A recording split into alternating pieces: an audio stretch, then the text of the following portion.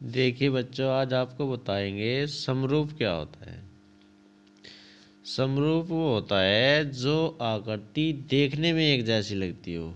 जैसे हम आपको बताएंगे, जैसे आपकी 7 सेमी त्रिज्या है और ये कोई वृत्त है आपका, और जिसकी त्रिज्या क्या है, मान लीजिए ये 10 है, तो ये क्या है, ये और ये देखने में एक जैसे लगते हैं। जो यानी दिखने में एक जैसे लगे, आप लिख सकते हो नोट करके, जो दिखने में एक जैसे लगे क्या हो, समरूप होते हैं। इसी प्रकार यदि आपको हम बताएंगे सर्वांग सम। सर्वांग सम क्या होता है, इस टाइप का सवाल आ जाता है। सर्वांग सम क्या होता है, 1 नंबर में आ जाता है 10th क्लास में।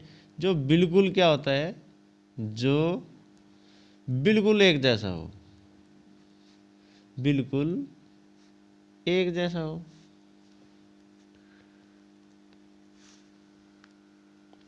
जैसे आपको दिखाई दे रहा होगा, ये हमने कोई गोला ले लिया और इसकी त्रिज्या 2 सेमी, और ये भी बिल्कुल यानी 2 सेमी ही हो, तो क्या है ये, इसका मतलब सर्वांग सम है। इस प्रकार आपको छोटी छोटी बातें पता रहनी चाहिए जो आपके क्वेश्चनों में आती रहती हैं।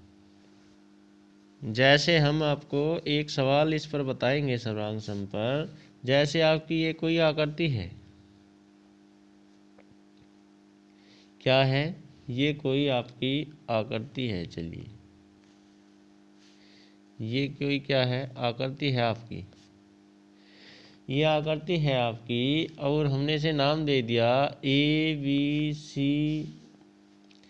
या आप कह सकते हो EF, कुछ भी नाम दे लो। ये आपके क्या हो गए, 2 त्रिभुज हो गए। ये भुजा किसके बराबर होती है, इस भुजा के, यानी ये कोण इस कोण के बराबर होता है।